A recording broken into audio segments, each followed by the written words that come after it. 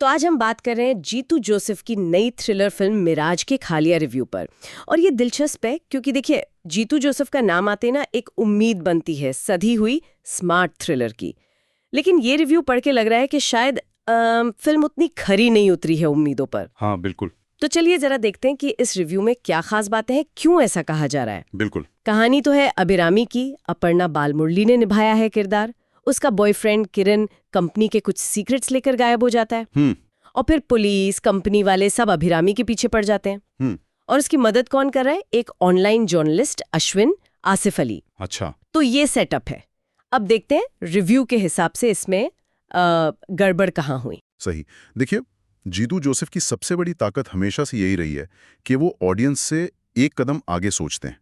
उनकी थ्रिलर्स में लॉजिक होता है, एक सस्पेंस होता है जो धीरे धीरे खुलता है। लेकिन इस रिव्यू का कहना है कि मिराज में ना वो थोड़ा ट्विस्ट के चक्कर में ज्यादा ही उलझ गए लगते हैं।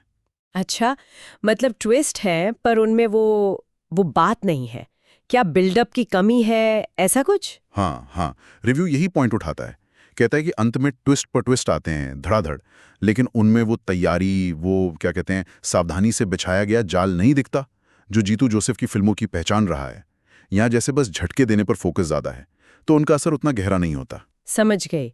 और ये भी कि कहानी खुद थोड़ी मतलब घिसी पिटी सी है। मैंने सुना रिव्यू में लिखा है कि फिल्म में ही कोई इसे क्लीशे कह देता है। हाँ, ये बड़ी मजेदार बात है। रिव्यू बताता है कि फिल्म में एक पुलिस वाला है, वो खुद ही सीन में बोलता है कि ये तो क्लीशे सिनेमा कथा है। अरे वाह! तो ये तो मतलब फिल्म खुद ही मान रही है एक तरह से। और एक और बात है बैकग्राउंड स्कोर की। हाँ। रिव्यू के मुताबिक वो हर छोटी बड़ी खोज पर इतना हावी हो जाता है, इतना लाउड, कि वो थ्रिल पैदा करने के बजाय शायद थोड़ा इरिटेटिंग लगने लगता है, जबरदस्ती का टेंशन बनाने जैसा। ये बात तो है। कई बार स्कोर ओवर पावर कर देता है। अच्छा, पहले हिस्से के बाद सुना है फिल्म थोड़ी रफ्तार पकड़ती है, नए किरदार आते हैं। जी बिल्कुल। फर्स्ट हाफ के बाद कहानी तेज होती है, नए लोग आते हैं, कुछ पुराने किरदारों के असली रंग सामने आते हैं। और यहीं पर फिल्म का टाइटल मिराज और वो टैगलाइन है ना। हाँ, जैसे जैसे आप करीब आते हैं फीका पड़ जाता है। बिल्कुल, वो मायने रखने लगती है। लगता है कि जो दिख रहा है शायद वो सच नहीं है। लेकिन एक दिक्कत ये बताई गई है कि ज्यादातर बातें डायलॉग्स में बता दी जाती हैं, मतलब दिखाने के बजाय बताने वाला मामला। हाँ, ये एक बड़ी आलोचना है रिव्यू में कि बहुत सारी जरूरी जानकारी जो शायद विजुअली दिखाई जा सकती थी, वो बस किरदारों की बातचीत से पता चलती है।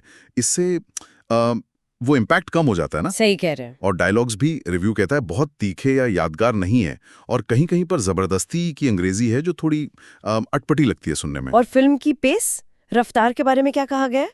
सुने बहुत तेज है, खासकर सेकंड हाफ में। जी, रिव्यू के हिसाब से एडिटर ने सेकंड हाफ को इतना तेज काट दिया है कि दर्शक को सांस लेने या चीजों को प्रोसेस करने का वक्त ही नहीं मिलता। अच्छा, तो मतलब सोचने समझने का टाइम नहीं। बिल्कुल नहीं।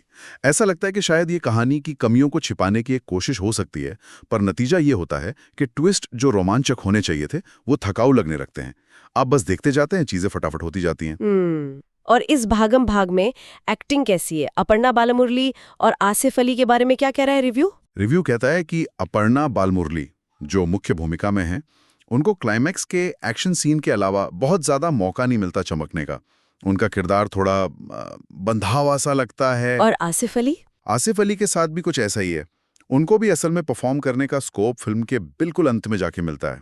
हालांकि क्लाइमैक्स का जो एक्शन है उसकी कोरियोग्राफी की तारीफ की गई है कि वो रॉ और रियल लगता है। लेकिन बाकी एक्शन और वीएफएक्स का क्या, जैसे वो ट्रेन वाला सीन? हाँ, क्लाइमैक्स एक्शन ठीक है, पर बाकी एक्शन सीन्स और खासकर विजुअल इफेक्ट्स, जैसे वो पटरी से उतरी ट्रेन के मलबे वाला सीन, उनको रिव्यू में काफी कमजोर बताया गया है।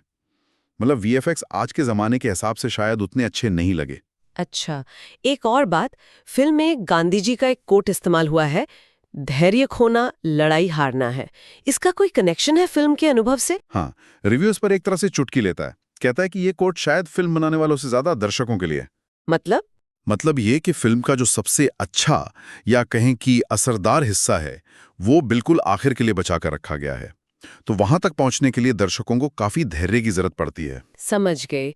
तो कुल मिलाके अगर इस रिव्यू का सार निकाले तो यही है कि मिराज में ट्विस्ट डालने की कोशिश तो बहुत है, लेकिन कहानी कहने का तरीका, वो ज़रूरत से ज़्यादा तेज़ रफ्तार और जानकारी देने का थोड़ा कमजोर तरीका, इन सब वजहों से फिल्म आखिर में एक औसत या शायद उबाऊ अनुभव बन जाती है। बिल्कुल।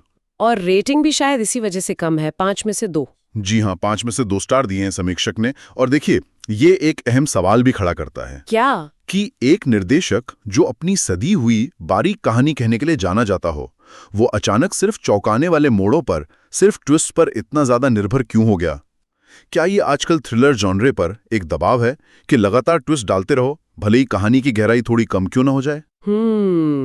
ये सोचने वाली बात है। क्या दर्शकों की उम्मीदें बदल रही हैं या फिर बनाने वाले दबाव महसूस कर रहे हैं? हाँ, ये एक सवाल है जिस पे शायद इंडस्ट्री को भी सोचना चाहिए और दर्शकों को भी।